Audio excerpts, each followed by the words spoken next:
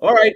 Now I line you up. We're just going to fire through some of these. Hopefully they don't take long. We just need your best answers, and we'll go. We'll fire right through this. Okay. Since Trevor brought it up, give me your favorite band.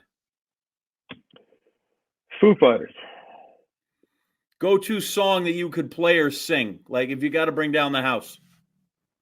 Every Rose Has a Thorn or Let Her Cry. Okay, so you went with the standards that you just came through. Good. You got a day off. You're going to hunt, fish, or golf. Well, I would definitely golf if I could play golf. I can't play anymore, but I definitely never hunted. I never fished. Okay. You grew up in Buffalo. I know you like Joe Willie, but give me your favorite Bill growing up, and it's okay to say OJ. OJ, well, for sure, OJ was. But I used to watch their quarterback at the time was Joe Ferguson. Ferguson. I was like 9 years old when he started playing for the Bills, and my last year in Detroit, I don't know how old he was, but they brought him in and he was trying out. He tried out with Detroit. I mean, I don't know how old he was. I mean, he had to be close to, I don't know, 45, 46. But that was kind of a crazy thing. Good QB. I think he played at Arkansas, Trev, if you go through there. Who'd you throw your first career touchdown pass to? Paul Caruth. Correct. Guy. Yeah. Who'd you throw the last one to? Brett Perriman, when I was quarterback for Detroit Lions. It was in 1996. I was starting for Detroit, and we played the Packers in Lambeau Field. My last game I ever played in the NFL, and it was the year the Packers won the Super Bowl, and they beat us. And I took a pretty good beating that day, but I did throw a couple touchdowns, and that one was to Brett Perriman. If you got one more to throw, who are you going to throw to? Herman Moore or Sterling Sharp? Man, I love throwing to Herman, former UVA Wahoo, but Sterling Sharp was my guy. And I got to say Sterling Sharp. He was my guy for most of my career, and I had the most success with him, and he was my guy. Definitely Sterling. How good a day at work is it when you get to hand off to Barry Sanders?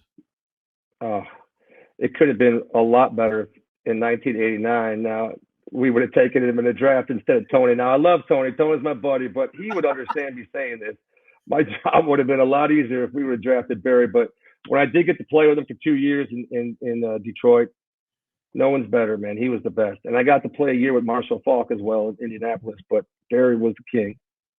Does Brett Fullwood get in? Does he get any votes in there? Brett was good, man. In his prime in 1989, Brett had it going on. He had some big upside, but injuries slowed up his career too. Best pass you ever threw? I don't care what age you were. Best pass I ever threw was 1989, playing in Chicago. I threw a touchdown pass to Perry Kemp. It was minus 6-7 degrees. The field was frozen.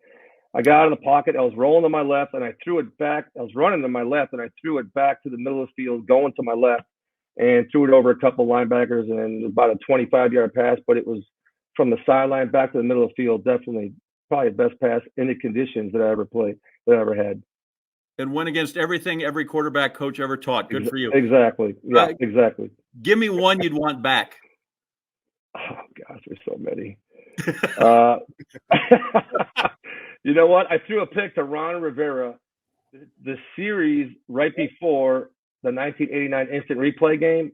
We got the ball back, luckily, and I went down the field and was able to throw a touchdown pass to Sterling. But I threw a pick to Ron Rivera the series before that, and it was an ugly pick, and it looked like things were pretty bleak at that moment.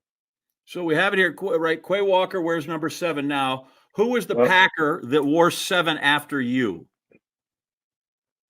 There wasn't any except for actually there was a quarterback. Yeah, Hundley, right?